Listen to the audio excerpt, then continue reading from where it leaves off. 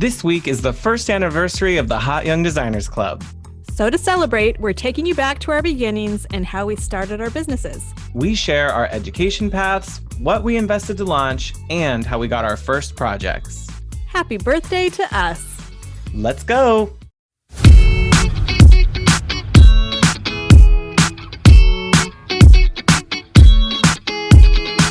Hi, I'm Rebecca of Studio Plum. And I'm Shaun of Renstead Interiors. We're interior designers Turned internet friends. turned real life friends. Welcome to the Hot Young Designers Club podcast. We're not that hot. Or that young. Every week, we'll be spilling the tea on how a new generation of interior designers can run their businesses. Welcome to the club. Hey, Shaun. What's up, Rebecca? I have a friend in town. Hey. Here we're coming at you live from sunny Sacramento. I mean, it's kind of legit. Like, recording in the same physical space? Yeah, and not just watching on Zoom and staring at each other's office walls as backgrounds the whole time. Yeah, so Shaun's here. We've got some vaccines in the works, so we decided it was time for another in-person and taking care of some biz. Yeah, it was a little weird going. For those of you who also haven't traveled, I took a flight. I flew on Southwest from Long Beach, which was actually probably the easiest airports to ever go through. Yeah, those are the two best airports in California for sure. So that was easy, but it was weird being on a flight. But I felt safe. I felt like everything was spread out. The flight wasn't crowded. They didn't overbook it. So it was probably the best case that it could be. Yeah, that sounds actually ideal. Except for the no drinks.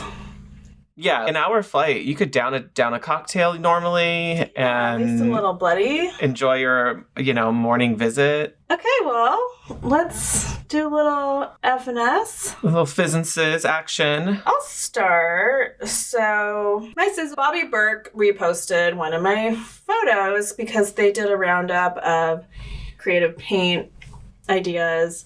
Yeah. And at the time, he just posted it in stories, which was fun. But the other day, he posted on his feed, which is really fun because he has 3 million followers-ish. Yeah. So I was really curious what kind of effect that would have. And seeing the comments was really funny. So when he first posted, he tagged me in the photo, gave me credit in the post. Yeah, he did. In the caption. But he didn't credit my photographer, so I just said, oh yeah, photo by Nicole Diane Photo. She also posted on her post, and a few of her followers tagged him in the feed. Anyway. Okay. Just saying, hey, photo credit to Nicole. And yeah. I mean, you want her to have her moment in the sun, too. Yeah. And, everyone was very nice about it, and I was just curious how he was going to handle it. Yeah. And also, there were a lot of comments in the post just from commenters saying how much they love his work. And, oh, I love this room. You always do such a good job kind of stuff. Yeah. And so a couple days later, he went through, updated the caption to include her, tagged her properly. And he went through every comment and properly credited me on the design. Big ups back. Yeah, really sweet to all of his followers, but also, just good people. So, I don't know. That was really, the right way for a big account to have to handle it. Totally. Oh, and then Zoe Deschanel. I know, you're, famous now. She gave me an all caps cute. So, Zoe, if you ever listen, Rebecca's available wherever you need her to travel. Isn't she with the property brother, though? I mean, that doesn't mean that she can't... Yeah. Design around. She can get at you. No, that was fun. Yeah. And Fizzle, I just never seem to learn, and I overbooked myself in a major way last week. I think I counted 16 appointments. It's not a good week. Not a good look. And that was only Monday through Thursday. Well, kind of, but because we were together yesterday, but some of them were personal appointments, like eyebrows, haircut. My daughter's going back to school, so there's some of that stuff. Yeah, parent teacher, school meetings. Oh my God, I just remembered. I forgot to go to one. Whoops. Yeah, and some of it was just my fault. I should have blocked more time out. So that was terrible. I got maybe 1 hour at my desk all week. Clients. It makes way too much anxiety and pressure, and it just really puts a magnifying glass on like your story.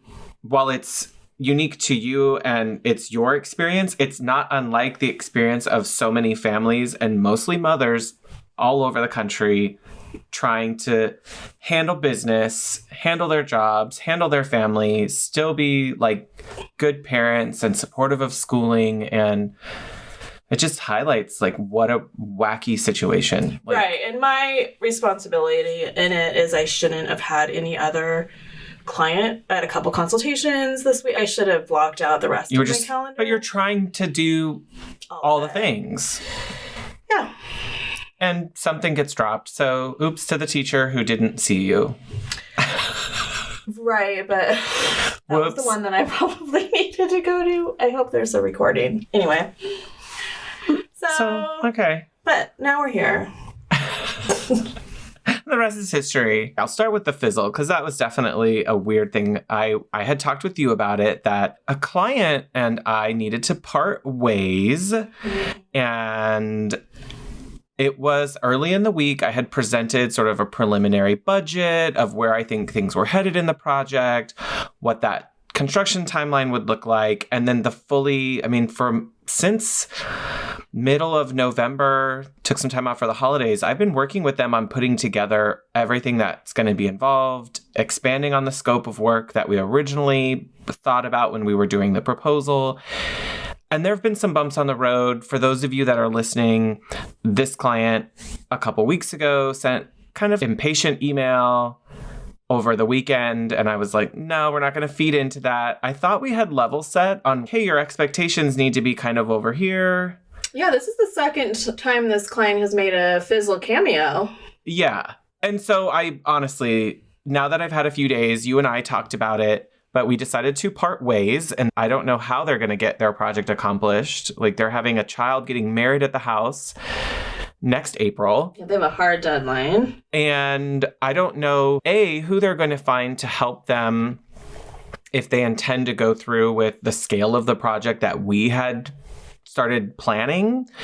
I don't know who they're going to find to help them and get that done on, a year really goes by very fast when you're doing a lot of construction and it's stuff all over the house. And it's a big house. It's a big house. And so at first I was disappointed and it feels abrupt, Yeah. Because it's all the feelings come and then you're like, no, we've actually been struggling with getting them on board with the expectations throughout the process. They kept going back to, we started in October. And I'm like, we did not start in October. I met you in October. Mm-hmm. And then you didn't sign a contract till mid-November. Like, you took a while getting everything finessed into November.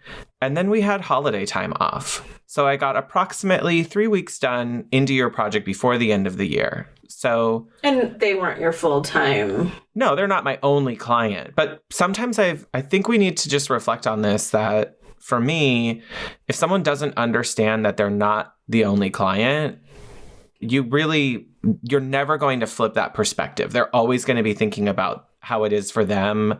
They're fully retired, plenty of time on their hands. You sometimes feel too, I've seen some commonalities between people that come from an executive business background, mm-hmm. That's their leadership style. Right. I expect this done and I expect it done now. You figure out how you're going to make it happen. Almost like you're their employee, like a subservient employee who works for their company is the way they act. Yeah, and I'm used to like a snap and then a team magically makes things happen. Right. And I can set any deadline and you guys just put the resources behind it. And that's not how your business works. No. Going back to why it's fizzle-worthy is, I feel like we covered that. We went through this. Here's how I work. It's me. This is what to expect. Then they weren't really happy with it. So it was, hey, that's not changing. This is how it works. Yeah. And then I think what it really came down to is, in the end, they really recognized, oh, this this pace and this way of working doesn't make us comfortable. It's not jiving with us. And we imagine a very different type of project. And I think them seeing the construction all laid out and that plan built out did make them realize, oh, this is a whole lot bigger than we initially thought we were getting into. And I almost got the feeling they're just going to slap some paint on the place and just leave it be for a while. And no matter what they do, fine. But I packaged it up. I had a little bit of the retainer that I kept from some work that I had done on the project. So I still got paid for my time. That's great.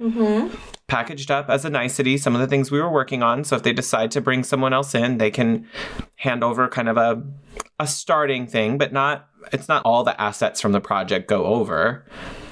And it wasn't in a finished place to even do that. No, they can't take any of what I created and hand it to a city for approval or give it to another designer to flesh out. There's not enough there to do it. It's just enough to get the ideas flowing back again, maybe make their next concept stage move a little faster with someone else. Yeah.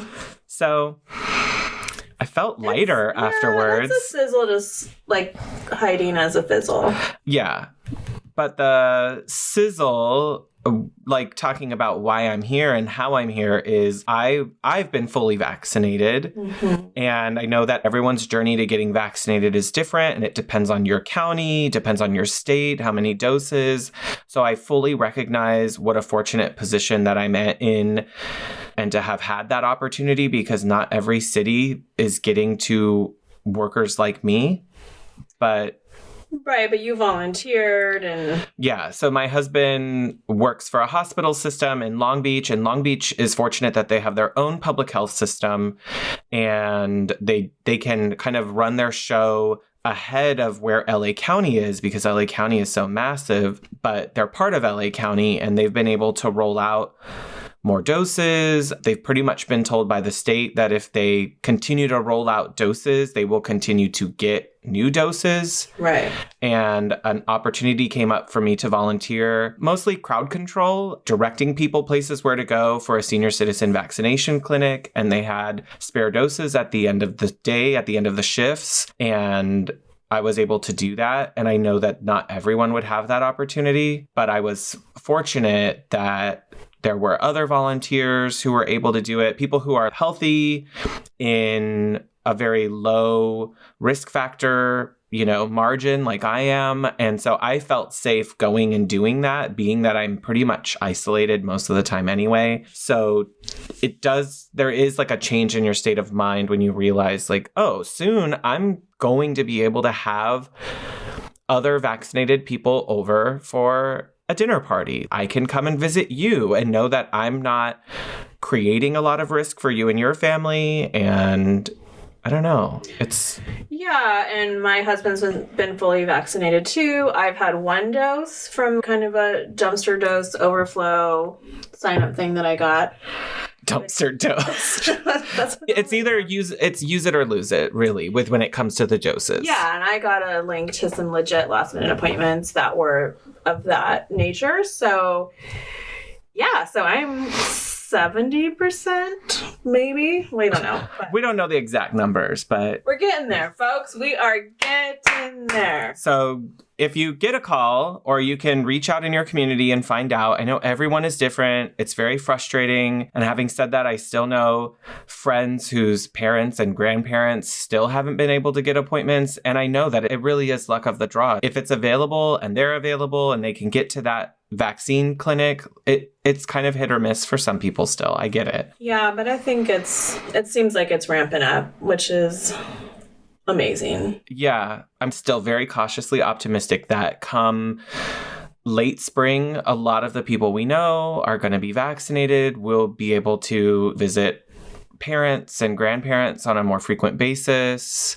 Unless they're choosing not to, and that's a whole different story. Right. And yeah, more power to you, whatever your decision is and your health journey is. But your invitations might get never mailed. Yeah. Yeah. If I'm going to host a party, it's probably just going to be vaccinated people. Show me your card to get in. But I'm with the DJ? I'm very sorry. No, that's not going to happen. So, yeah, that is going to be really exciting. That will be feeling better about going to Vegas. That was my big push to have my second dose before we went. Right. I will. So to travel to go to Vegas Market, we recognize that can be a risky situation. So it makes it easier. Oh, yeah. A lot more peace of mind. Yep. Well, let's get into this little showdown. Let's do it. The start of this sort of episode idea, I think, came from some of our hotties who were listening and sharing their frustration with how they got started or how they're trying to get their business started. And we've taken bits and pieces of our starting journey, but we've never really gone into some of the nitty-gritty about where we began, what it looked like getting off the ground. Yeah, and I've gotten a few Instagram DMs from people, like friends or people in my community that are designer curious. Like bi-curious, but design curious. Yeah, what were the actual steps that I took to get to this point? Yeah. Because your and I journeys... Your and I? That doesn't sound right. My and your? Your analysis? Mine and your journeys are very different. Right. And yeah, there's a few ways to get to certain points. We all have different backgrounds, but we have some recommendations and thoughts and things maybe that we would have done differently, or I don't know. I probably wouldn't, but I mean, I'm not one for regrets. Yeah, I really just, if I still got somewhere that I wanted to be, I don't really feel bad about it. But if I could give guidance to someone else, I'm happy to share. I think that's what we want to talk about more is this is what we did. And if it can help you avoid a scenario that you're not really keen on doing, great. If that is not your jam. And yeah, so this is kind of a hi to anyone that I have sent here because you asked me this question. And this is a long form answer that I couldn't necessarily give over a DM or whatever. So this will be a little bit more thorough. And again, we're all starting at different places. So I was 42 when I started doing this, so I wasn't ready to go get a full degree and all that. So we'll go more into that. But if I had been 32, maybe that would have felt like something I could have done. Yeah. So let's start. Okay. Maybe the good place to begin is picking up from where I went back to design school when I was working full-time in 2012. Mm-hmm. And then I took a while to get through school because I was working full-time and school part-time. So I do like 1 or 2 courses at a time. It was intense. It was exhausting. It was tiring. I think we've talked about that kind of journey. Was it, what kind of degree was it? It was a Bachelor of Arts in Interior Design. Okay. So. Did you already have a bachelor? No, I didn't. I had an associate's in business administration from a local community college. I did the whole, like, this is what you're supposed to do. Leave high school. I didn't want to go to university because I was kind of lost on what I wanted to do. Mm-hmm. I went to a community college and thought this will be where I kind of find it, which was probably a helpful pathway to take on that. When you didn't really know, yeah. And so I thought, I'll start studying some stuff. I'll do business. I studied a little psychology. I was really trying to find it. Ultimately, I finished the associates, and it came at a time where my mom's health, she had breast cancer, was kind of coming to a head. I was working part-time as a teller at a bank. Mm-hmm.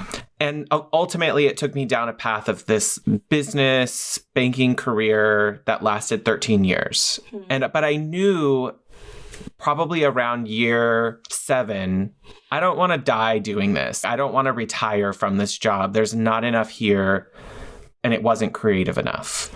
Yeah, you made a practical decision to have a good job and have a secure life started. Right. It let my husband and I have a home, go on trips, have a wedding. It accomplished a lot. Yeah. And I probably couldn't have done all of that if I had started in interior design. I know that journey for many new designers is a long, poor road. Like start as an intern. Yeah, it's a longer path to get there. You're working as an intern and then maybe a design assistant, and maybe you can work your way up to that. But it's a path to get to making even $50,000 a year. And I knew that that was going to be a rough transition. So when I did finally decide to leave the bank in 2017, I was in my senior classes and I had to do an internship. And I had looked for internships all over that would let me work around my banking career. And it was part of your graduation degree requirements. Yeah, you have to do an internship for credit, and one was just not going to happen on nights and weekends. Like that's not what a working designer was not going to bring on an intern that wanted to work nights and weekends. No. That's not when they need you. No.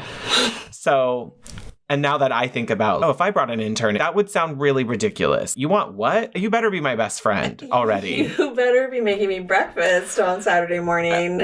Yeah. I'll have French toast. Yeah. That's what Cecily ordered. Yeah, she wanted French toast. That was definitely not on the menu. No. You'll have just toast. You can have an egg and toast separate, no syrup. So that was a really hard sell. Now, aside from that, we've talked about our journeys. I was not in a healthy space. I was stressed. I was working a really high pressure part of my career at that point. And so it was not an easy decision. We've talked about that during the Hot Old Husbands Club episode where we had each of our spouses on. We've talked about that in Meet the Hot Young Designers. Like, we weren't in good places. Like, I knew I needed to go, and that was just ripping off the Band-Aid to take an internship. And after leaving my internship, I interviewed with a couple other designers, and it wasn't fitting. It wasn't making a lot of sense. They either wanted way more experience than I had, or I had already too much experience. To be making coffee. To be running errands, organizing a sample library. And to their credit, for those designers that I interviewed with, recognizing that I had more to offer that would not be fulfilled by working for them as an entry-level design assistant job. Truly. Yeah, they weren't. Yeah. They were prepared to give you more, and they knew I could do more and it wouldn't be a fulfilling place. Yeah. So that's, in the end, probably a good thing. Yeah. But I think that's the, what do you call it? Like your origin story? Origin story, like Marvel Comics. I love an origin story. So you got your internship, and then were there for how long? I was there for almost 8 months. Are you sharing who it was with, or? I worked with Catherine Ireland. You guys might know her from $1 Million Decorators on Bravo, and I mean other things. She's like on Elle Decor's A-list. She's very talented. She's legit. She's a very prominent Los Angeles designer. Some of you are thinking, Kathy Ireland? No, not the former supermodel turned home goods retailer Kathy Ireland. No, Catherine Ireland. So clear. Yeah, she's worked with Julia Louis-Dreyfus, Lindsay Lohan, a lot of others. But yeah, it's an intense field. She has a wonderful, gorgeous textile line that I think really introduced me to the world of textiles. She really turned up your bougie taste level. Oh, like a million times. If I wasn't already champagne taste on a beer budget when I started there, leaving a career, it got really amped up seeing some of the finishes and the quality and the custom level workmanship that she could do. It was truly like a crash course in all things luxury design. Yeah, that's awesome.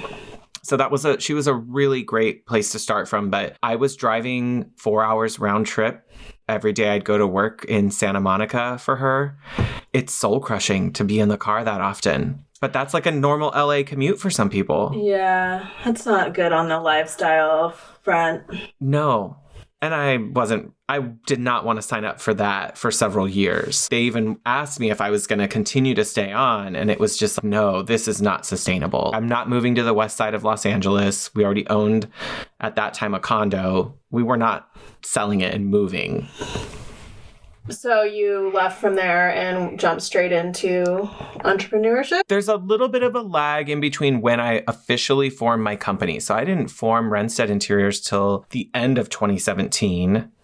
So I had done my internship at the beginning portions through the summer of 2017. And then I kind of just took on some side projects for friends who had bought homes or moved into new places and they needed furnishing help, paint advice. Were you did you set up your business? Were you set up at all like a sole prop, or were you just... No, it was just pay me? Kind of pay me for my time, informal agreements. I was kind of trying to figure out what I was going to do. So I thought, well, when I'm in between on this and you might get another job. Yeah, I was still interviewing with other designers. So I thought I need to be doing this, when I have time. My friends were very understanding. They were like, oh yeah, between internship stuff and you interviewing for other roles at other designers, let's do this together. And so you didn't start out with a dream of entrepreneurship per se. No, I think it took me a while to get there. Yeah. After leaving a very structured corporate life where there's a lot of infrastructure, planning, resources. I don't think there's any more structured corporate situation than a bank. Yeah. There's a step and a process and a procedure for everything you can think of under the sun at a bank. And it's all written down. It's all documented. And every file goes in an exact spot on the drive. Yeah. You have to name every file in a certain convention so anybody can find what they're looking for. There's a way to list everything. Okay. So you came around so you just kind of started building clients? Yes. Clientele? And I luckily I was very fortunate that I had a close friend who became probably one of my biggest projects to date, where they had bought a home that was in as-is condition from the original owner who bought it in 1953. It's a beautiful mid-century project, and I don't know how they trusted me to do it. I had very little remodeling experience, only on my own home and working with Catherine at that point. And they were like, we're going to do this, and we know nothing about going through this. So you knowing at least something, I feel like we can get through this together. And we did, but for the better part of a year, that ate up so much of my time. And I think I was charging like $45 an hour, really undervaluing it. But, and I was just trying to get the projects moving. Okay, you're my friend. You're taking a big risk on someone who's untested, had no portfolio, nothing to show for it other than a couple pictures at my own house of doing stuff. And a totally different level when someone's paying you, you're project coordinating with a contractor, with a structural engineer. Yeah, that's a really big project for a noob, a complete noob. High stakes, really risky. I could have royally fucked up. Engineer. I mean, luckily, I went the right path. It's a licensed contractor. It's a licensed engineer. The drawings go through the city for approval. So, it's not just me coming in saying, tear out that wall or do this. It's, here's the idea. Here's the concept. Okay, let's have it documented, certified, approved. Yeah, you had checks and balances and put it. But it was just me. Process. Like, I hadn't started Renstead at that point. Mm-hmm. So a lot could have gone wrong. It didn't.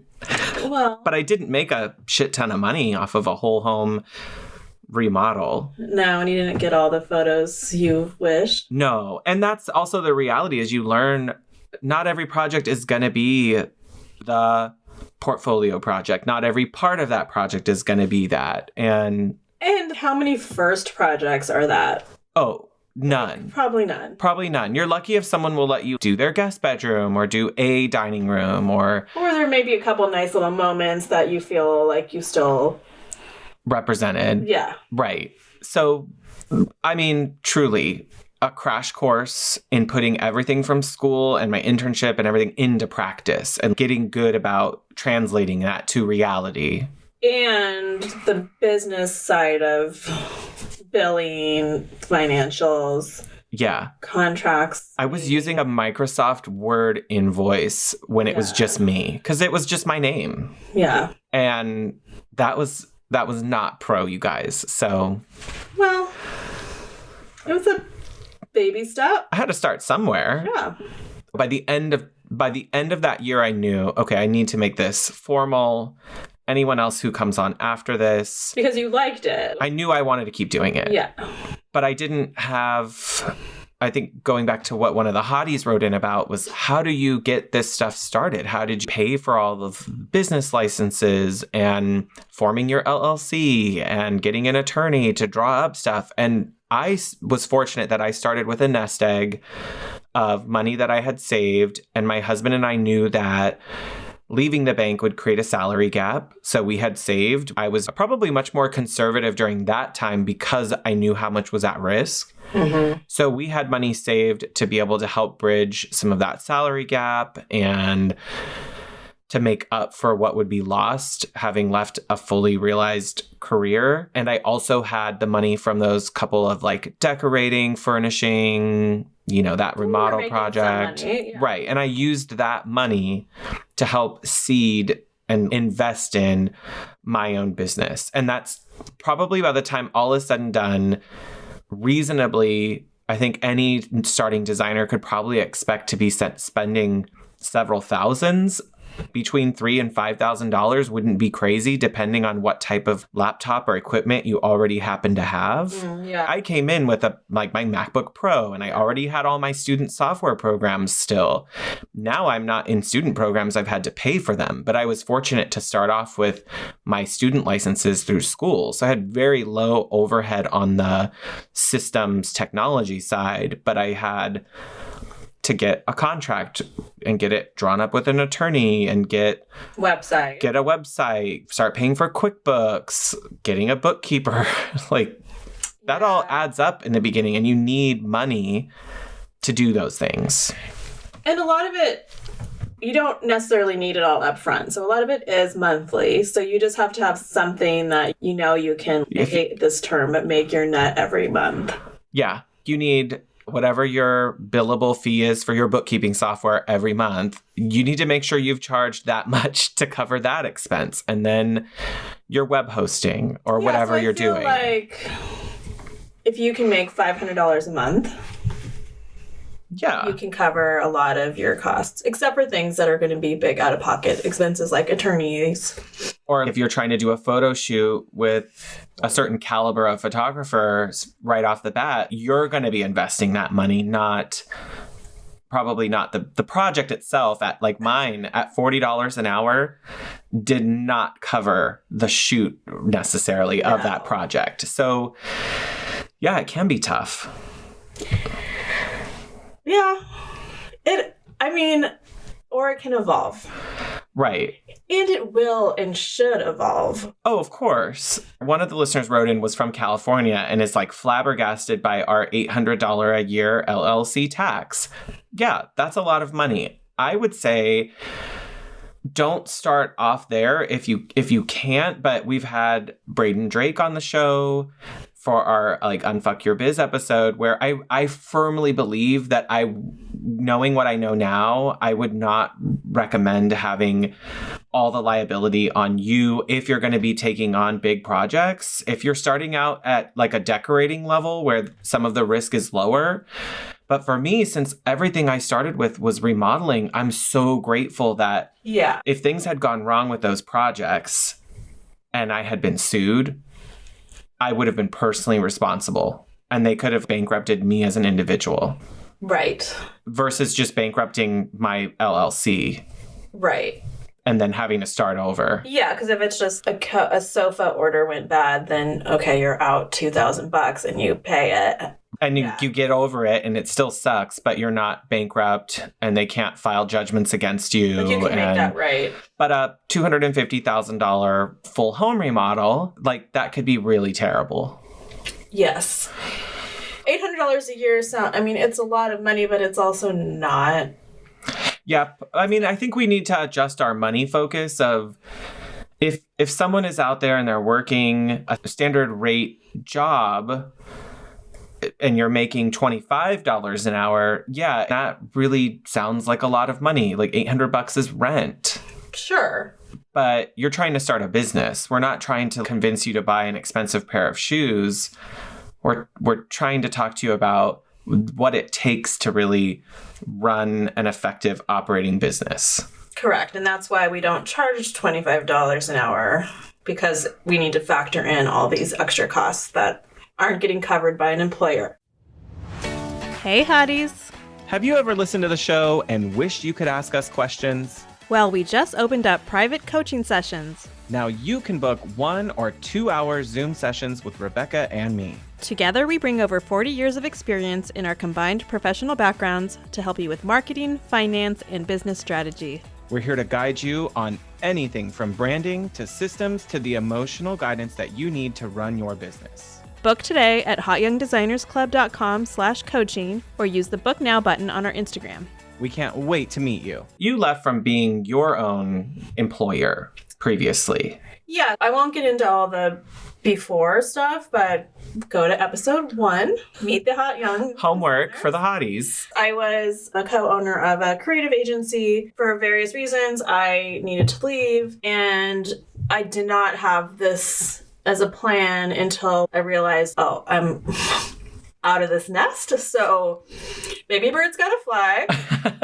I was able to give myself from that time, I think I had like a 6-month buffer of chill time financially. But at that time I was like, okay, interiors have been something I've always loved. How am I going to figure this out? Again, I was 42, was not going back to school. I do have a bachelor's. I went straight to 4-year college after high school, studied graphic arts. So there's some overlap. For sure. Not as much as I thought. From a way to like present yourself, brand yourself, creating a visual identity. Packaging ideas and selling them to clients. Yeah. Definitely. Being able to make a pitch. Yep. There's a lot of transferable there, but... Yeah, definitely the marketing and branding side of it was a lot easier for me, but I knew that there was a lot that I didn't know. Mostly how to deal with product and trade services. I knew there was a lot that I didn't understand. Yeah. In fairness, my school really missed the mark on preparing you. They really train it as though you're going to work for another designer. So their thought is, you're going to learn this working for someone else. We're going to give you the preview. So I still left not knowing. And I think that depends on the program. So I left my job officially, I think, in July of 2017. Licked my wounds for a while that summer. And then we have a local community college, pretty close actually to me, that has a pretty strong interior design program. So I'm like, okay, well, I'm just going to get my backpack, go back to school. I went back to the junior college, American River, if anyone's local is listening. And I think I signed up for 3 or 4 classes that first semester. Some of them are like super fast, so there's like 2. Like 2-in-1 semester type of gig? Yeah. Okay. And I did the business of interior design class, I did a measuring and materials class that I learned a lot about window treatments and how to measure for wallpaper and carpet and stuff. And then an overview of design. Some of them were definitely better than others. A couple of them, I guess they were transferring the program a lot to online, which I don't think translated well. Okay. The materials of interior design class was all online, and No. I'm not writing an effing essay on carpet. There's not an essay. There might be an essay there, but it's... Not after not having gone and visited a showroom. Right. I'm supposed to do some research and do this. No, I already went to baby school on how to write a 3.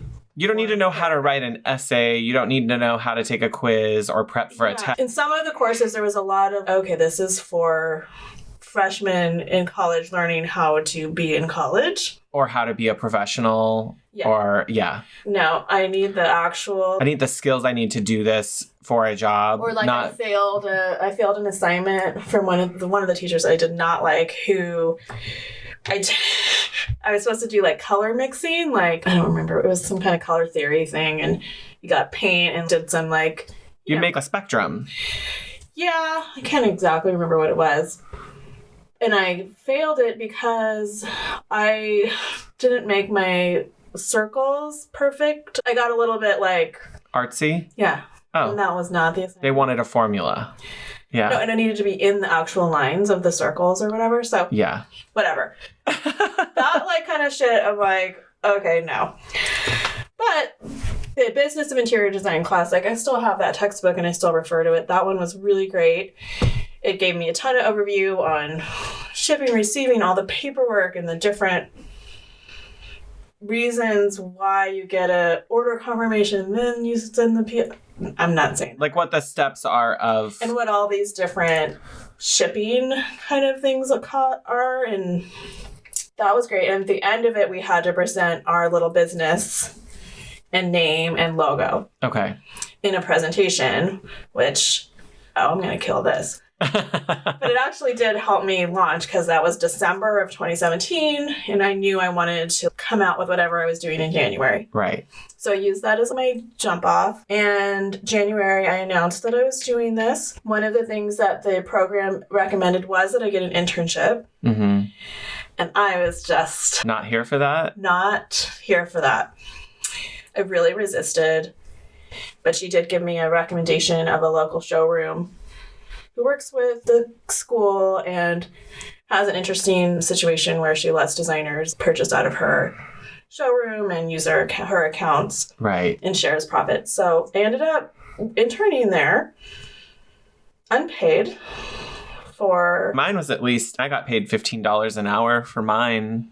But they had me doing not just the teaching, learning part of the internship, but also I had some client-facing responsibility. So I felt like, okay, if we pay you, we have some liability here. We're not just teaching you. Right. If we pay you, there's more things we can assign to you. I did not have clients. So the designers all work independently out of this place. And so basically I shadowed another designer who turned into a friend and learned a ton from her. So basically... And I ended up doing some marketing for them. And so I learned a ton. I learned how to talk to trade vendors, how to set up my own. I learned the ins and outs of specific ones. I learned the PO and invoice process. I got a couple clients from them. My first one was so terrible. Oh, no. I don't even know what I charged. $400? Like a flat rate? For to some do, stuff. One living room, and she really liked like glam and like sheep's wool lamb. No, glam. Oh, sorry. Like Kardashian 2012. Okay, all right.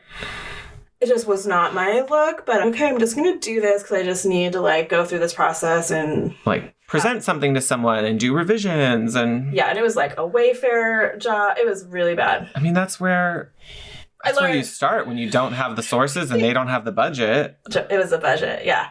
So anyway, I slowly gained confidence and perspective in my own accounts and stuff. So I was only at that internship for maybe 3 or 4 months. I still work with that showroom. They're still really helpful. And they're a good local resource for you to have access to some accounts that you wouldn't want to manage on your own. And they have access. Can't. Yeah, because you don't meet the buying requirements for them. Flooring, I buy through them. So through that experience, even though I was hesitant, I highly recommend doing it because it just started building my design community and resources. The owner of that showroom has 40+ years of experience, so I can still go to her and rely on her for ideas and help. And yeah, I got to go to Vegas a few times with them. Right. And have, somebody show me the ropes. Have part of your nest egg left over to help you get started as Studio Plum? I think we kind of did opposite, actually. Where when I announced to the world that I was doing this. Yeah. Everyone was just waiting with bated breath. They couldn't wait to hear what's Rebecca doing next. Locally, there were people that were shocked that I left my last job and was doing something new. So I did kind of have local eyes on me. Maybe 50 people. But 50 people, that's a really big house party. It is. Can't have it now. I had my logo, I had business cards, I had my business license, I had my resale certificate. So all those things I did pull together and have, so I was ready to go. Yeah. I had a little contract. I had a little proposal. How did I do that? Through my internship, I learned a lot about some of the language that needed to be in things. Right. Podcasts. I cannot A shit ton of podcasts. say how many podcasts I listen to. Kimberly Seldon, Luann Nagaris being like the main ones that I think, going through their guests and listening to the ones that I wanted help with. Yeah. Veronica Solomon has a great one on Kimberly Seldon's about consultations. Yeah. And she walks you through her whole process, and that was really helpful. Things like that. Facebook groups. Every Facebook group that you can find for designers. Just get in it and don't ask questions. Search it first, and I promise there's a million answers. Yeah. I Googled a lot. I'm sure. I mean, I still Google a lot. I still Google a lot, but also the Facebook groups, people actually give you information, documents. Right. I have a swipe file that I started building at that time. That's what I call. Like when you keep a resource that someone else has shared. Yeah, so I have a swipe file save with it. like 500 documents from other designers. If they're willing to share it, Yeah, great. they're sharing it. I'm not stealing anything from anybody. And I'm using it as my own, like, oh, that's how they're doing it. I'm going to do it a little bit different. And tailor it to your process or what phase you're at in your business. Or make it differently designed. Yeah, you got to start somewhere. We don't all have the same graphics background that Rebecca does. Totally. So there's a lot of information out there. I feel 80% self-taught. And I feel like I was taught a lot through Facebook groups and podcasts. And my internship. I mean, that was really, really hard for me to do.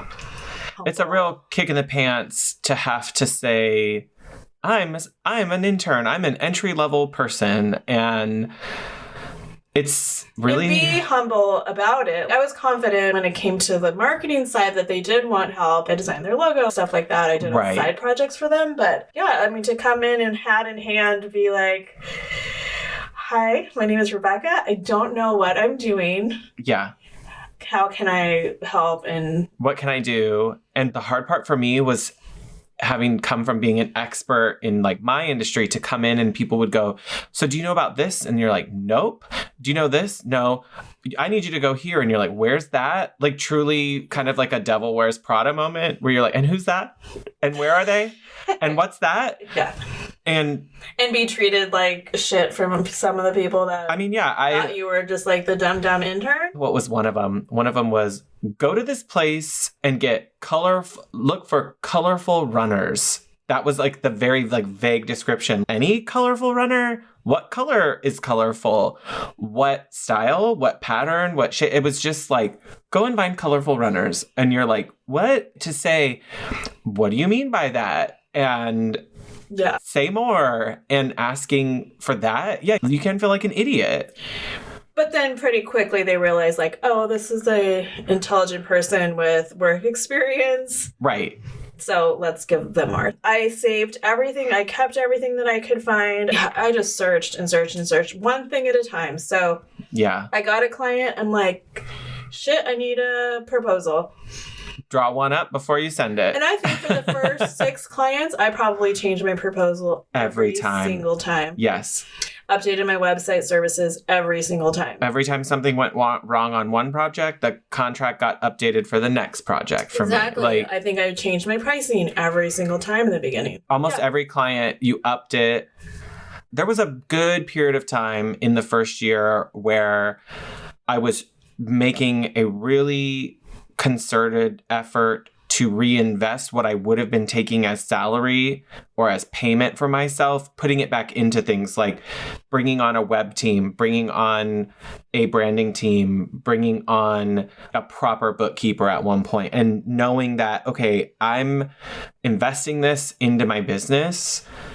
And I recognize that if it weren't for my husband still having his full-time employment where we could say, yeah, go ahead and don't pay yourself this month and use that to get a new website platform off the ground because your DIY one is not attractive to the types of clients you want to work for. And that can be hard for a lot of startup designers to recognize that you could go unpaid at some point. Yeah. It still happens. It's not realistic when you think they're like, wait, I still have to pay all my bills. I couldn't tell someone who's like single on their own how they're going to do that. I couldn't say, how do you do that? How do you not pay yourself that month? I get that may not be an option. Well, I think all these things you just do to the best you can afford.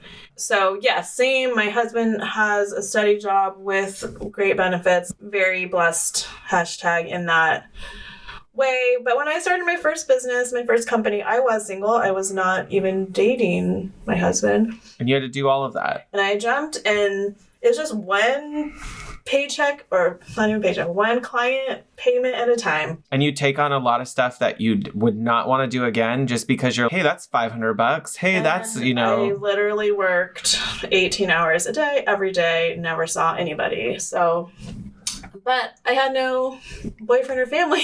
So you could do that then. Yeah. It was possible to do that at that time in your life. And I would work every day. Just, man, I remember putting a lot of time and energy into being present on Instagram to build credibility, talking about anything, because people need to see your face and build comfort with you, especially when you're a new designer and there's not much out there. People are building their comfort level based on what they're seeing you present. Yeah, I was going to say, to get a little bit into that, back to like my Bobby Burke thing, that's awesome when a big account shares you, but how do you get kind of your portfolio built if you don't have clients, and how do you kind of start growing a following?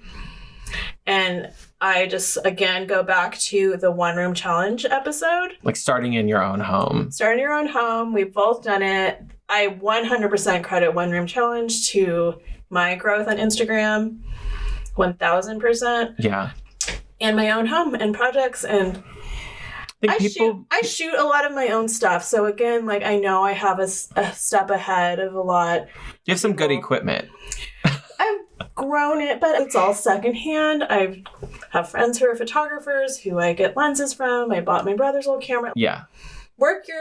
Do what you have to do. Contacts, yeah. Okay, which I think is a lot of what I've done too. And you can do some good stuff on an iPhone. Just clean your lens, get good lighting. I mean, you're going to do a lot of the work yourself. It is going to be stressful. It's tiresome. And I hope that for the hotties who are writing in or messaging us and asking about it, I would really hope that you guys are seeing through the perspective of the podcast. We've had our fair share of shit shows, like every day still. Like, I'm not trying to be out here. It's perfect and it's wonderful. And we live in Oz now. No, we don't live in Oz. Like, every day we're still Googling. We're still learning from these Facebook groups. We're learning from each other. I still message other designers to say, hey, I'm about to use this product. What went wrong with it? I think every single opportunity you have is an opportunity to learn that thing. So my philosophy has always been, if someone asks if I can do something and it sounds interesting to me, yes, I can. I sure can. Like, Google. Yeah. Find out who else did it, message them. Do you have the figure it out skills? Then if you do, you can do it. Right. I think a lot of our job is dependent on the ability to say, I've seen this done somewhere. I'm going to figure out how it gets done, and we're going to make it happen. And that goes to all levels of things. If your client was previously only doing furnishing and now they want you to do some remodel work with them, it's okay, I'm just going to have to figure out how to do that if that's something I want more of in my world that's going to pay my bills. And I'm going to have to jump in and figure out how to do that. And it's going to be scary, and you're going to white knuckle it. Yeah. And if you're just sitting in a different position in career or not anywhere in this industry and you're curious about getting into it, I think podcasts are the best way to start. Listen to designer interviews, because they will kind of go through what they've been through, the mistakes, and just see if little nuggets of wisdom fall out along the way. Wisdom, but also cautionary tales, and just make sure you're still into it. It's very different than just the pretty part. All jobs are, but this job is mostly paperwork and problem solving, client experience. And that's just a huge umbrella term for, you're dealing with problems. You're dealing with someone who's upset. Their house is in shambles and you're trying to help them and they're depending on you. So if you're not open to that kind of how to handle that type of pressure, this is a hard career to do that in because it does fall to you. You are trying to like be the concierge to help people through this.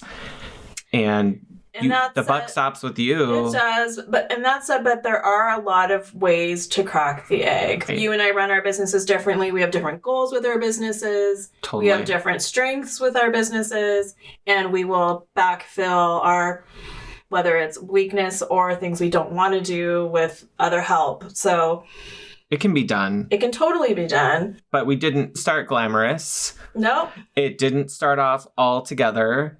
It is expensive. It does cost money. High paying. Right. I mean, I rolled so much of every first job back right into it. Like, oh, great. Now I can hire that website team to do this for me. That's a couple $1,000s. Great. Now I'll pay for Acuity to book my appointments. Right. Like, I mean, I think those are the things that start to become really transformative for your business, is when a booking platform now makes it so people can get at you faster, and it increases your credibility and professionalism. And you might still be figuring it out behind the scenes, but it looks much more put together. Yes. So baby steps. Baby steps. Yeah. Figure out one thing at a time, get the client, and just figure out. I think my first job, I literally created every part of that process as I went. Right.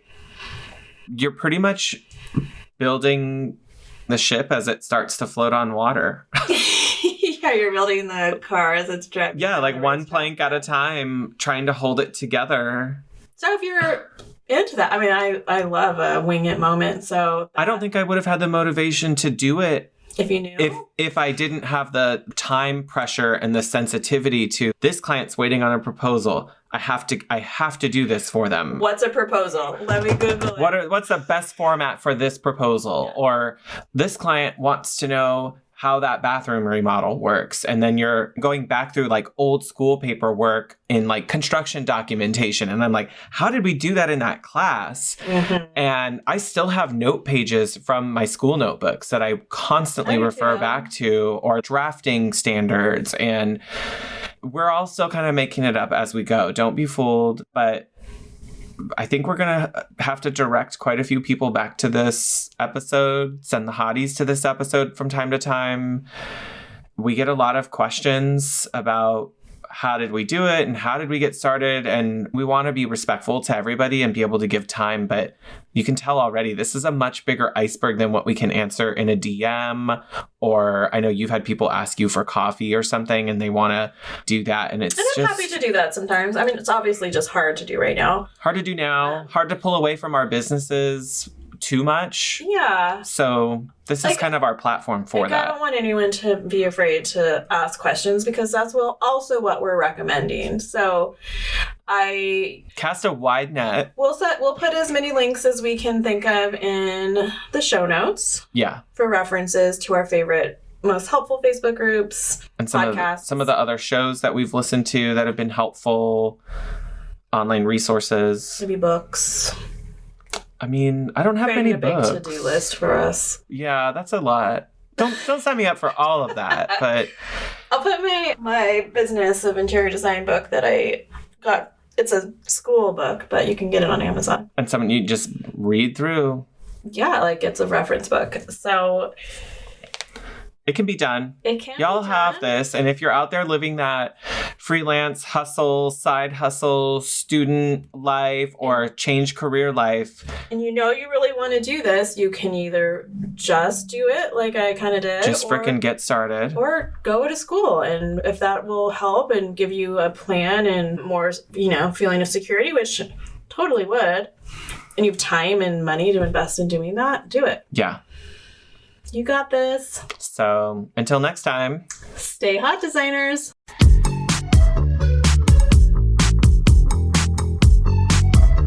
Thanks for joining this meeting of the Hot Young Designers Club podcast. If you liked what you heard, please subscribe and leave us a review on Apple Podcasts. Check out the show notes there for links to things we talked about today. We're keeping the conversation going on Instagram, so don't forget to like, comment, and follow at Hot Young Designers Club. You can find Rebecca on Instagram at Studio Plum. And you can find Shaun at Renstead Interiors. That's WRENSTED. Yeah, and you have like 16 files named client project, final, final 2, final 3, final, final, final, final, final. Final 2. Yeah, final version 4.5.